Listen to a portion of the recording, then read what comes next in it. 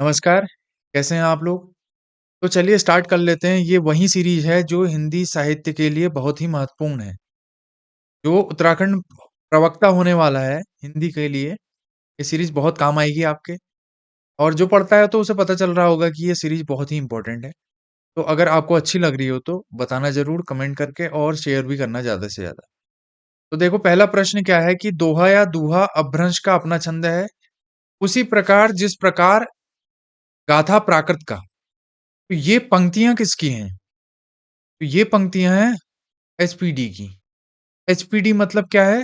हजारी प्रसाद द्विवेदी। और सेम ऐसी ही पंक्तियां हैं। ये तो हजारी प्रसाद द्विवेदी जी की पंक्तियां होगी। और दूसरी पंक्ति,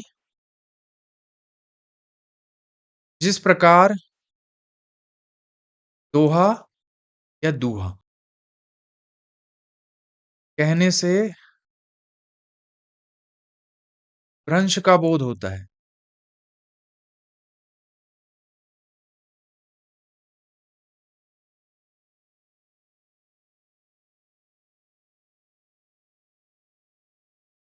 उसी प्रकार।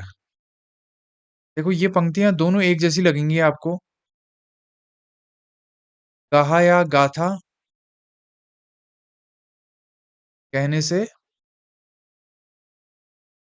प्राकृत का बोध होता है। ये पंक्तियां, ये वाली पंक्तियां तो एचपीडी की हैं, हजारी प्रसाद द्विवेदी जी की। और ये पंक्तियां हैं जो जिस प्रकार दोहा या दूहा कहने से भ्रंश का बोध होता है, उसी प्रकार गाहा या गाथा कहने से प्राकृत का बोध होता है। ये पंक्तियां हमारी आचार्य रामचंद्र शुक्ल की एआरसी लिख। ठीक। अगला प्रश्न देख लेते हैं। देखो एक जैसी रचना है कुछ, उनको एक साथ देखेंगे भी हम। जैसे रस प्रबोध और प्रबोध इसमें भी आ रहा है, प्रबोध इसमें भी आ रहा है, तो थोड़ा सा कंफ्यूजन हो सकता है। तो रस प्रबोध किसकी रचना है? रसलीन की। और ये प्रबोध पचासा किसकी रचना है? आपने नाम सुना ही होगा, पद्माकर की। वो अगला प्रश्न, काग के भाग बड़ो सजनी हरी हाथ से ले गई वो माखन रोटी। ऐसा लग रहा है ये कि काग के भाग बड़े हैं, बहुत बड़े हैं काग के भाग। तो कौवे के भाग बहुत बड़े हैं कि हरी हाथ मतलब श्री कृष्ण के हाथ से माखन रोटी ले गया। ये पंक्ति ऐसा लग रहा है सूरदास की है, नहीं, ये है रसखान की। रसखान भी एक कृष्ण भक्त कवि थे। तो ऐसा ऐसी पंक्तियां आ जाती हैं और सबसे पहला वो ऑप्शन ही यही देगा क्या? सूरदास।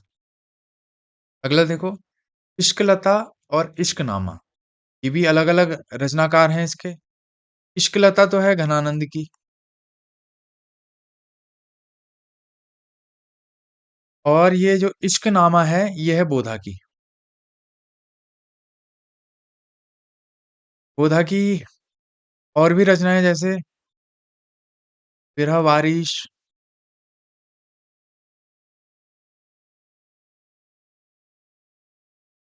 योग बेली, ठीक है, इन्हें याद कर लेना, बहुत इंपॉर्टेंट रचना है। अगला प्रश्न, नवभक्तमाल। नवभक्तमाल किसकी रचना है? तो नवभक्तमाल है आपके, नाम सुना ही होगा आपने, राधाचरण। और ऐसी ही रचना है एक उत्तरार्ध भक्तमाल। ये किसकी रचना है? भारतेंदु की। भारतेंदु हरिश्चंद्र। और आपने सुना ही होगा भक्तमाल।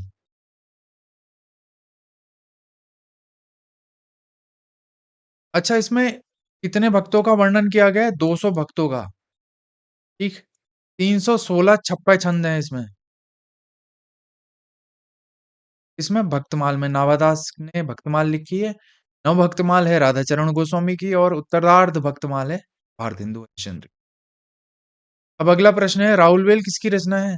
राउलवेल मैंने बताया था, नक्सिक वर्णन प्रथम इसी से स्टार्ट हुआ था। ठीक। तो किसकी रचना है? बरोड़ा कवि की। और भी चीज देख लेते हैं राउलवेल में और क्या पूछा जा सकता है। देखो इसमें 7 बोलियों का वर्णन है। 7 बोलियों का वर्णन। और इसको क्या कहते हैं? और इसके कहते हैं एक शिलांकृति है, शिला पर लिखी गई। और इसे चंपू काव्य भी कहते हैं। चंपू काव्य का मतलब क्या होता है? जो गद्य और पद्य दोनों में लिखा जाता है, उसे चंपू काव्य कहते हैं। शिलांकृति है मतलब शिला पे लिखी गई है, मगर ये चंपू मतलब कि गद्य और पद्य दोनों में लिखी गई है। शिलांकृति भी है, चंपू काव्य भी है, और 7 बोलियों का वर्णन है इसमें। मैं राहुल वेल में। अगला प्रश्न, निहार की भूमिका किसने लिखी? ठीक। तो निहार, रश्मि, नीरजा, सांध्य गीत किसकी रचना है? महादेवी वर्मा की। वर्मा की ये रचना है। ठीक। तो लिखी किसने? हरिऔध ने। अयोध्या सिंह उपाध्याय हरिऔध, आपने नाम ही सुना होगा। उन्होंने इसकी भूमिका लिखी थी, मगर ये रचना किसकी है? महादेवी वर्मा की। निहार, रश्मि, नीरजा, सांध्य गीत। अगला प्रश्न है, अनुराग बांसुरी किसकी रचना है? नूर मोहम्मद की अनुराग बांसुरी रचना है। और क्या है इनकी रचना? एक फेमस रचना है चित्रावती। और भी एक और रचना है, रौस्तुल हकाय। ठीक है, फेमस रचना है इनकी नूर मोहम्मद की। अनुराग बांसुरी भी बहुत फेमस, बहुत बारह पूछी गई। देखो अगला प्रश्न है, बकरी विलाप, और ये सिर्फ बकरी है।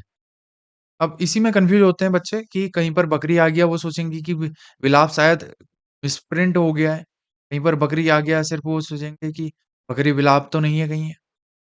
तो ये जो बकरी विलाप है, ये है काव्य,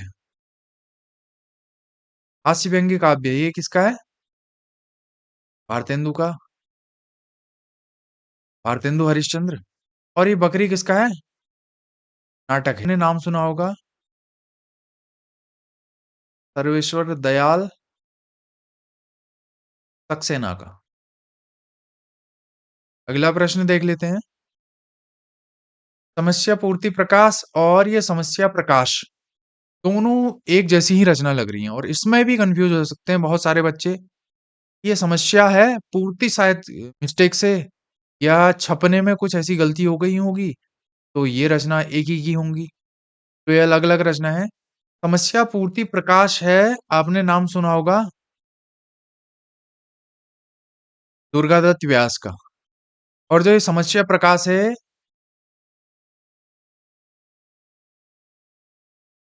गंगाधर द्विज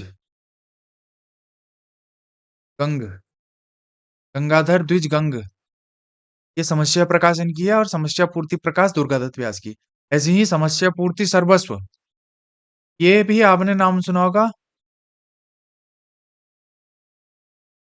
अंबिका दत्त व्यास। अंबिका दत्त व्यास की रचना है। और समस्या पूर्ति प्रदीप किसकी रचना है?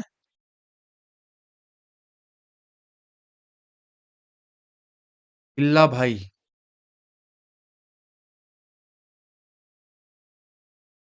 अब देखो, अमृत और विष, अमृत और विष, ये भी सेम रचना है, मगर इसमें अंतर क्या है कि ये काव्य है। चलो ऐसे ही लिख लेता हूं, काव्य है। और जो ये अमृत और विष है, ये है उपन्यास। अभी भी आपको कंफ्यूज हो रहे होंगे तो देख लो, ये अमृत और विष जो काव्य है, ये है उदय शंकर भट्ट का।